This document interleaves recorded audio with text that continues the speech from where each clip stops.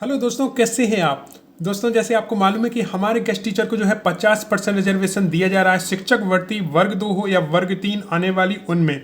अब यहाँ पर एक कन्फ्यूजन हो जाता है कि जो गेस्ट टीचर हैं 200 दिन और 3 सत्र पूरे किए हैं, कि अब वो सभी को 50% मिलेगा या उसमें भी आरक्षण लगेगा। तो आज इसी का ही आंसर देने वाला हूँ, क्योंकि कई कमेंट ऐसे आ रहे हैं जिनमें ये सवाल पूछा जा रहा है। दोस्तों, जैसे कि हम देखते हैं, एक भाई ने कमेंट किया था कि सर गेस्ट को 50% रिजर्वेशन में मेल फीमेल कास्ट वाइज मिलेगा या फिर सभी गेस्ट को एक समान मिलेगा, यानी कि सभी को 50% मिलेगा या फिर ये भी डिवाइड होगा। आगे उन्होंने लिखा है कि कैसे मिलेगा, बता कृपया करके एक वीडियो भी बना दें।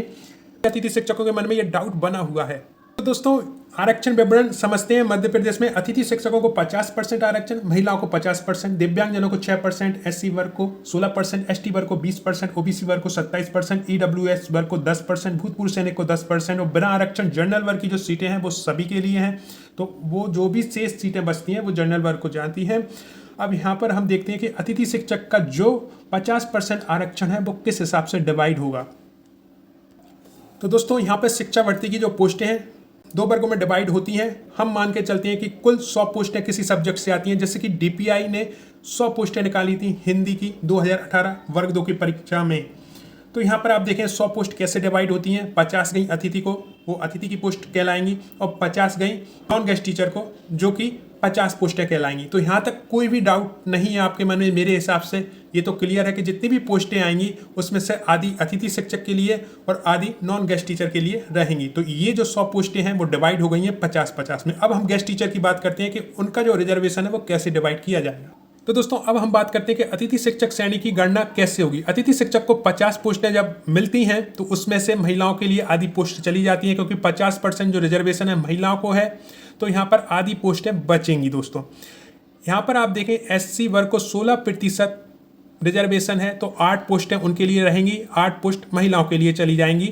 एसटी वर्ग की 20% रिजर्वेशन के साथ 10 पोस्टें पुरुष के लिए और 10 पोस्टें महिलाओं के लिए रहेंगी। ओबीसी वर्ग की 27% के साथ 14 पोस्टें जो हैं पुरुष वर्ग के लिए रहेंगी, और ईडब्ल्यूएस की 10% के साथ 5 पोस्टें रहेंगी, और हैंडीकैप की 6% के साथ जो है आपकी 3 पोस्टें रहेंगी। दोस्तों, इस तरह से ये डिवाइड किया जाएगा।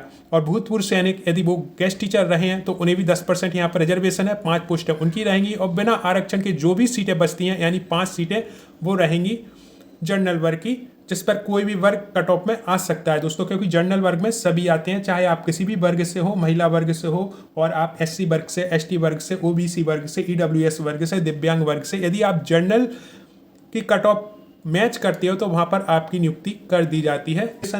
वो इस हिसाब से डिवाइड किया गया है दोस्तों, जो कि आपके सामने है। आई थिंक इसमें सब क्लियरिटी हो जाती है। एक बात और मैं आपको बताऊंगा दोस्तों, कि अतिथि शिक्षक 50% रिजर्वेशन के अंदर फिर आपको SC reservation, ST reservation, OBC reservation, EWS reservation, दिव्यांग रिजर्वेशन और आपके भूतपूर्व सैनिक रिजर्वेशन देखना होगा। और उसमें भी आपके जो 50% सीटें हैं वो महिलाओं के लिए रिजर्व रहेंगी। 50% जो आरक्षण है वो गेस्ट टीचर को, उसके बाद फिर आपके जितने भी आरक्षण है वो उनमें बांट दिया जाएगा। उसके बाद जो भी सीटें हैं वो आधी महिलाओं की कहलाएंगी।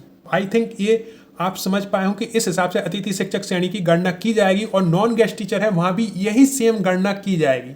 तो इस हिसाब से दोस्तों ये पोस्टें डिवाइड की जाएंगी। आई थिंक मैं क्लियर कर पाया हूं। यदि कोई डाउट अभी भी है मन में तो कमेंट बॉक्स में लिखें, अगले वीडियो में उसे जरूर क्लियर करूंगा।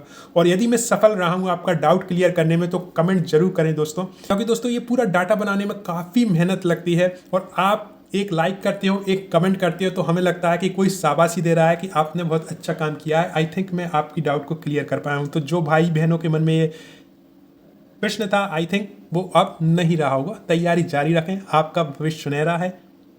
डेफिनेटली आप शिक्षक बनेंगे ही बनेंगे।